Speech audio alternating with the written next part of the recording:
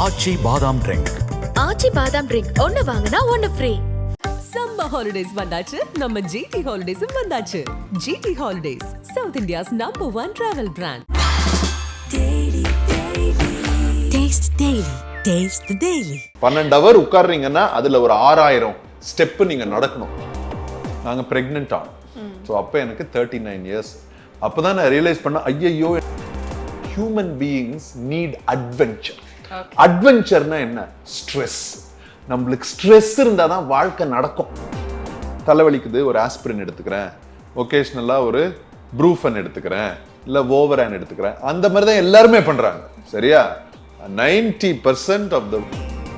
So உங்களுக்கு ஆக்சுவலாக அந்த வலி இருக்கிறது ஒரு நோயாலையா இல்லை உங்கள் பழக்கங்களாலையான்னு தெரியாமல் நீங்கள் வலி மாத்திரை எடுத்துகிட்டே இருந்தீங்கன்னா, எண்ணெய் அந்த சின்ன கடைகள்லாம், சின்ன ஹோட்டல்ஸ்லாம் எண்ணெய் வாங்குறாங்க இல்லையா, அந்த எண்ணெய்ங்கெல்லாம் சில பேர் செகண்ட் ஹேண்ட்ல வாங்குறாங்களாம்.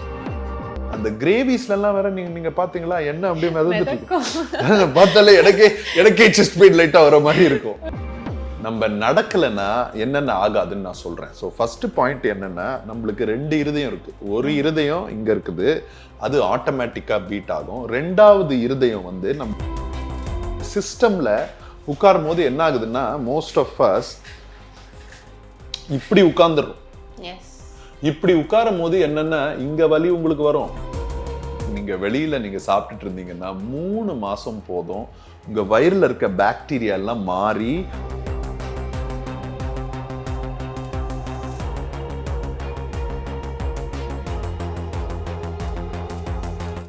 சின்ன ஒரு ஹெட்டேக்கா இருக்கட்டும், லைட்டா ஒரு கை வலிக்குது, கால் வலிக்குதுன்னா கூட டேப்லெட்ஸ் எடுக்கிற பர்சன்ஸ் நிறைய பேர் இருக்காங்க. ஸோ இந்த விஷயம் எனக்கு பின்னாடி ஃபியூச்சர்ல ஏதாவது அஃபெக்ட் பண்ணுமா, அந்த கம்ஃபர்ட்காக நான் யூஸ் பண்ணிக்கலாமா அப்படின்ற டவுட் மக்களுக்கு இருக்கு. இப்போ எப்பவுமே நீங்க ஞாபகம் வச்சுக்கணும், ஹியூமன் பீயிங்ஸ்ல 10% எக்ஸெப்ஷன்ஸ் இருப்பாங்க. ஸோ மாத்திரை ஒகேஷ்னலா எனக்கு தலைவலிக்குது, ஒரு ஆஸ்பிரின் எடுத்துக்கிறேன், ஒகேஷ்னலா ஒரு ப்ரூஃபன் எடுத்துக்கிறேன், இல்ல ஓவரான் எடுத்துக்கிறேன். அந்த மாதிரி தான் எல்லாருமே பண்றாங்க. சரியா?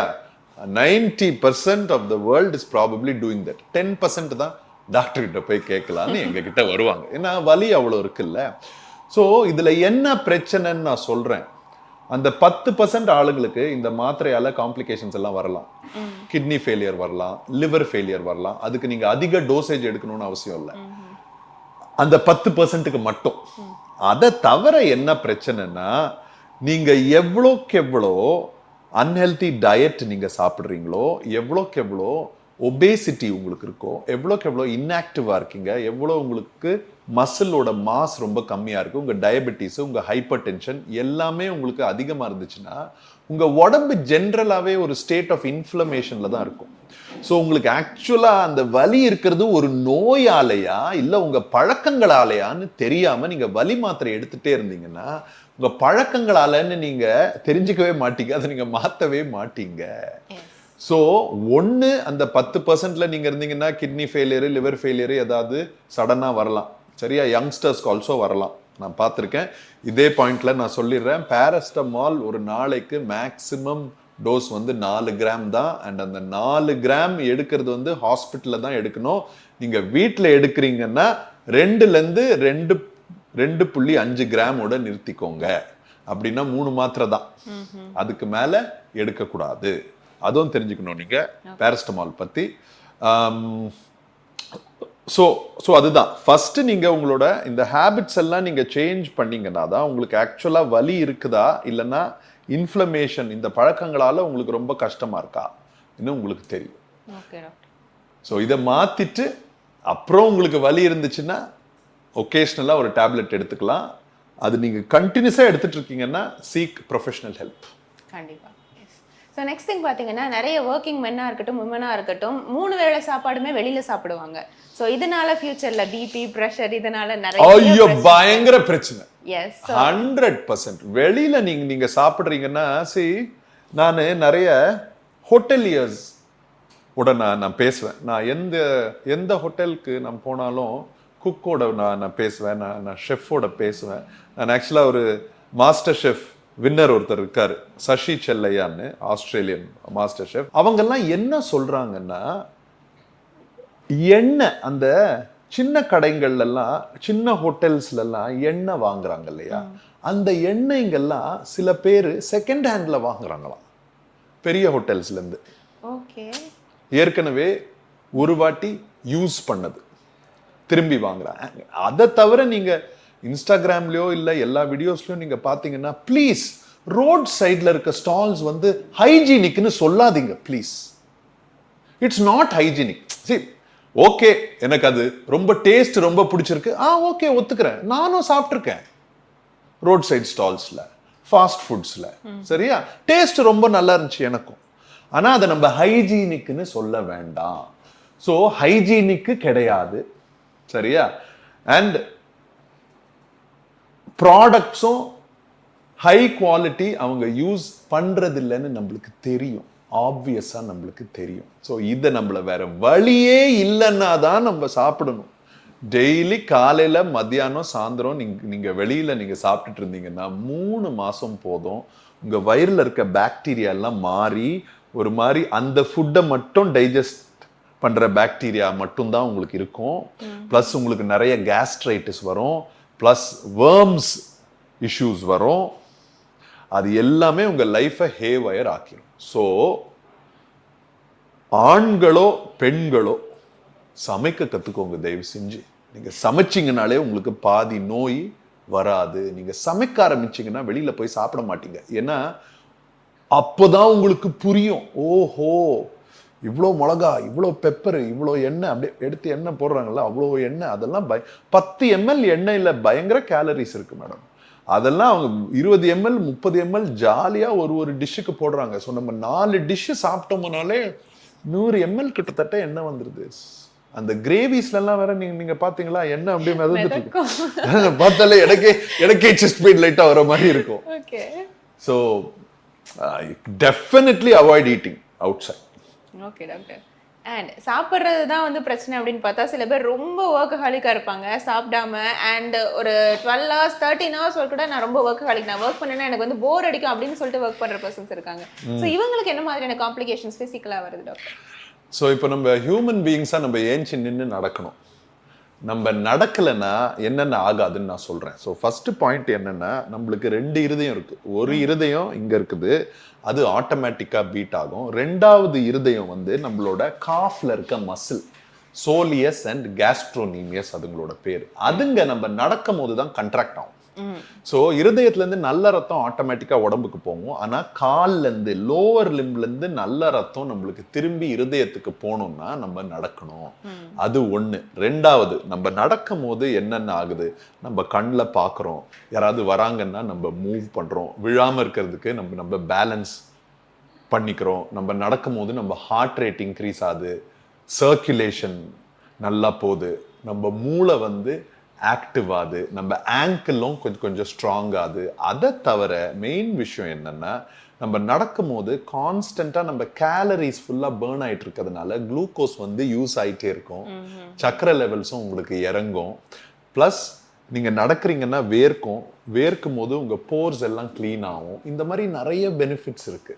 ஸோ 12 hours இல்லை 14 hours நான் உட்கார்ந்துட்டு இருக்கேன்றது அது ஜஸ்ட் நீங்க உட்கார்ந்துட்டே, நீங்க எவ்வளவுதான் சின்சியரா இருந்தாலும் வேலையில உட்கார்ந்துட்டு இருந்தீங்கன்னா நிறைய ப்ராப்ளம்ஸ் வரும். மெயினா இந்த neck pain, low back pain வரும். ஏன்னா நம்ம உட்கார்ந்து சிஸ்டம்ல உட்காரும் போது என்ன ஆகுதுன்னா, மோஸ்ட் ஆஃப் அஸ் இப்படி உட்கார்ந்துடும்.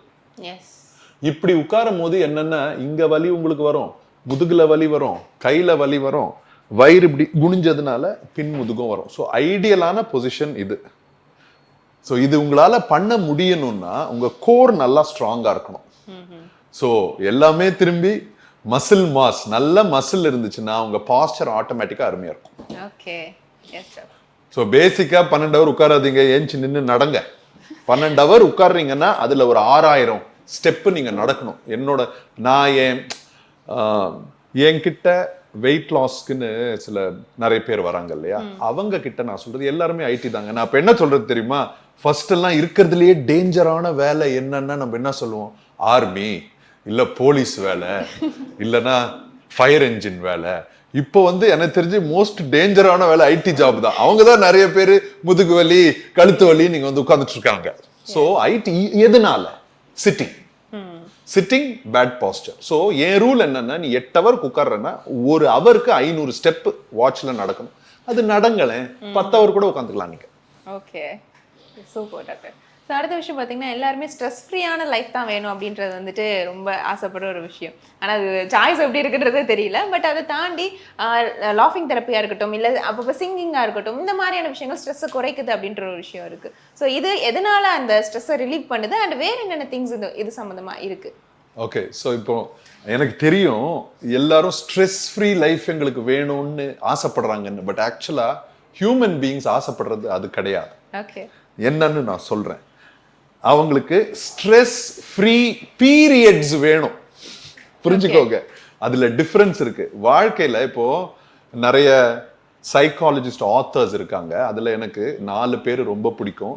நீச்சே, கால் யுங், டாய்ஸ்டாவ்ஸ்கி அண்ட் ஃப்ராய்டு. இந்த 4 பேர் நான் நிறைய படிப்பேன். அதுல டாய்ஸ்டாவ்ஸ்கின்னு ஒரு ரஷ்யன் ஆத்தர் என்ன சொல்றாருன்னா, அது என்ன ரொம்ப இம்பாக்ட் பண்ணிச்சு. நீங்க ஒரு ஹியூமன் பீயிங்க்கு எல்லாமே கொடுத்துட்டீங்கன்னு வைங்க, ஸ்ட்ரெஸ்ஸை ஃபுல்லா எடுத்துடுறோம். நம்ம சாப்பாடு வந்துருச்சு, என்ன பார்ட்னர் வேணுமோன்னு கொடுத்தாச்சு, வீடு கொடுத்தாச்சு, பெரிய கார்டன் கொடுத்தாச்சு, என்னென்ன உனக்கு ஜூஸ் கீஸு ஃபுல்லா மசாஜுக்கு கிசாஜுக்கு லைஃபை பர்ஃபெக்டா வச்சுட்டா ஒரு 2 வாரத்துக்கு அப்புறம் நம்மளே அதை எல்லாத்தையும் எடுத்து பிச்சு உடச்சி போட்டுருவோமா. ஏன்னா human beings NEET adventure.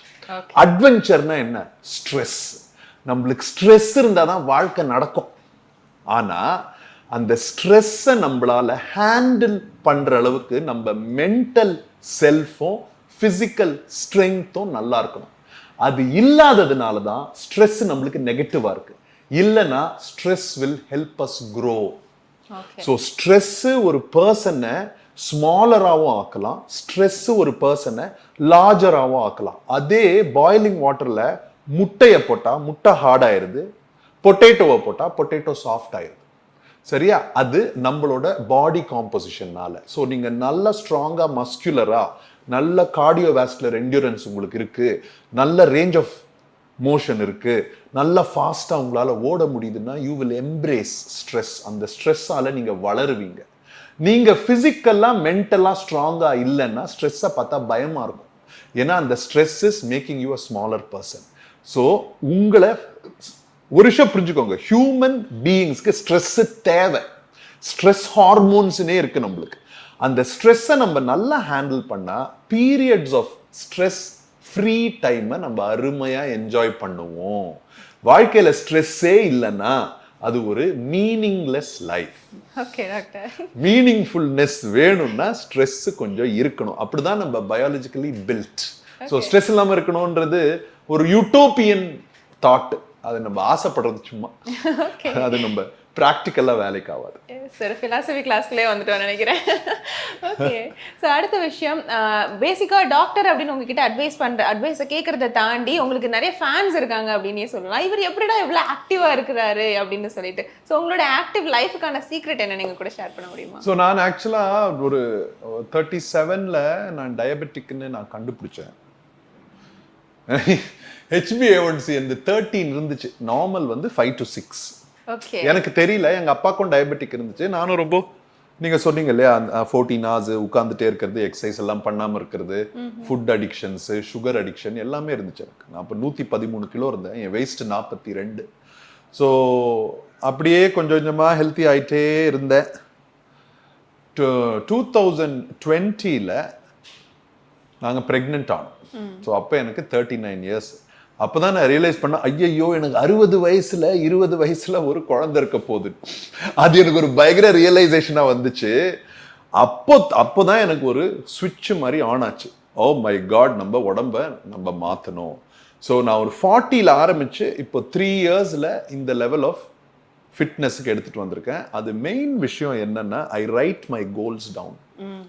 Discipline உங்களுக்கு வரணும்னா எழுதணும். எழுதி ஃபெயில் ஆகணும். நம்ம கண்ணுக்கு முன்னால ஐயோ இது நம்ம பண்ணலன்னு தெரிஞ்சா ஆட்டோமேட்டிக்கா நம்ம நெக்ஸ்ட் வீக் அதை பண்ணுவோம். Anybody who is performing above average நீங்க பாத்தீங்கன்னா டேலண்ட் கிடையாது, discipline. Okay, so for example, நான் இப்போ ஆல்மோஸ்ட் காலையில் 5:30லேருந்து ஈவினிங் 10 மணி வரைக்கும் ஐ எம் ஆக்கியூபைடு.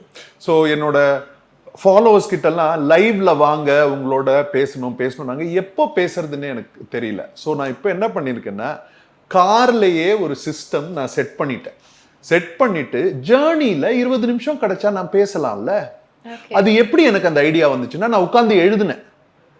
சரி நம்ம இவ்வளோ வேலை செய்கிறோம், ஆனாலும் 20 நிமிஷம் ஒரு வாரத்தில் இல்லை 1 hour எப்படி நம்ம ஃபாலோவர்ஸோட லைவ்ல இன்ட்ராக்ட் நம்ம பண்ணுறது இன்னும் உட்காந்து எழுதி, ஓகே இதுக்கு எனக்கு என்னென்ன தேவைன்னு நான் எழுதினேன். ஓகே ஒரு நல்ல செட்டப் வேணும், ரொம்ப லவுடாக இருக்கக்கூடாது.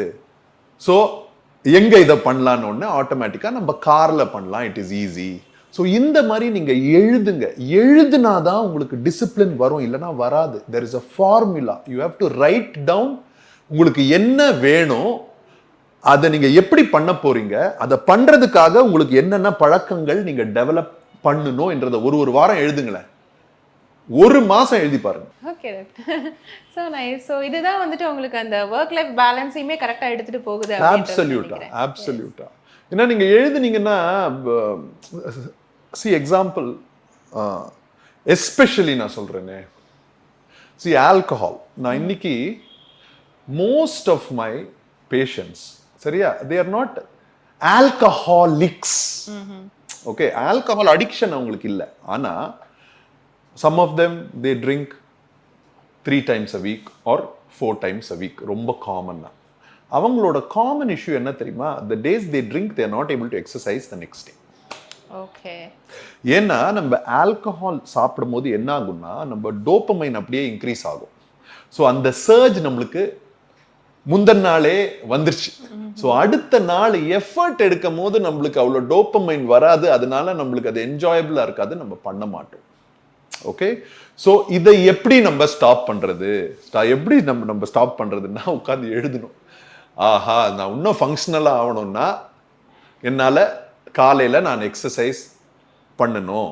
எதனால என்னால் எக்ஸசைஸ் பண்ண முடியல, ஏன்னா நைட்டில் நான் ஆல்கஹால் எடுக்கிறேன். ஓகே, ஃபர்ஸ்ட் ஸ்டெப் ஆல்கஹால் நம்ம அமௌண்ட்டை கொஞ்சம் கம்மி பண்ணுவோம். அமௌண்ட்டை நீங்கள் கம்மி பண்ணி அடுத்த நாள் உங்களுக்கு நல்லா ஃபீல் ஆகும் போது அது ஒரு பாசிட்டிவான ரீஎன்ஃபோர்ஸ்மெண்ட் வரும். நீங்கள் நல்லா பெர்ஃபார்ம் பண்ணுவீங்க. அடுத்த வாரம் நீங்கள் எழுதும் போது போன வாரம் நான் கொஞ்சம் பெட்டராக பெர்ஃபார்ம் பண்ணேன், எதனால ஆல்கஹால் இவ்வளோ நான் கம்மி பண்ணியிருக்கேன், ஓகே இன்னும் கொஞ்சம் கம்மி பண்ணலாம், ஒரு நாள் நீங்கள் கட் பண்ணுவீங்க.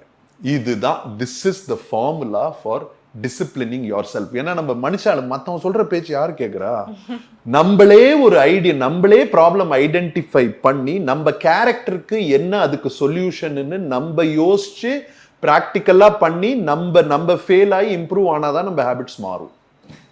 ஸோ அதுக்கு இதுதான் பிளான்.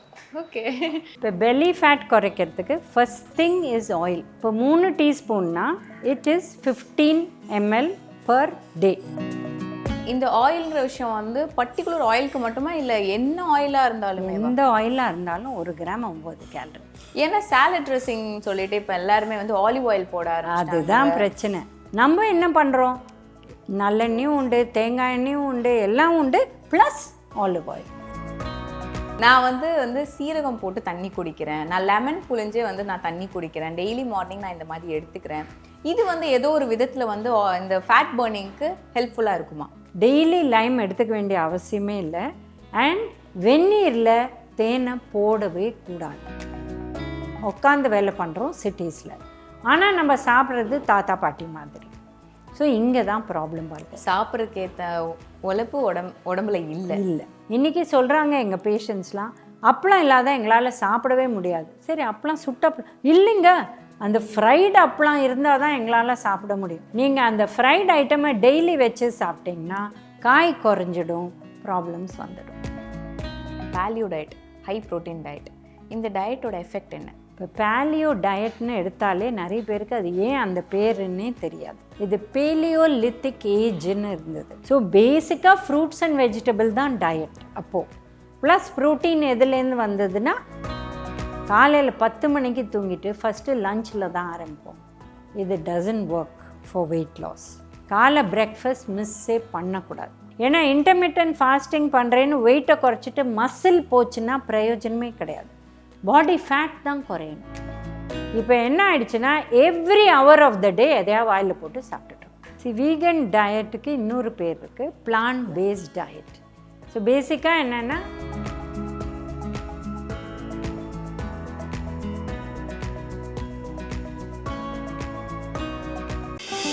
ஆச்சி பாதாம் ட்ரிங்க். ஆச்சி பாதாம் ட்ரிங்க் ஒன்னு வாங்கினா ஒன்னு ஃப்ரீ. சம்மர் ஹாலிடேஸ் வந்தாச்சு, நம்ம ஜிடி ஹாலிடேஸும் வந்தாச்சு. GT holidays, south India's #1 travel brand. Taste the Daily. Taste the Daily.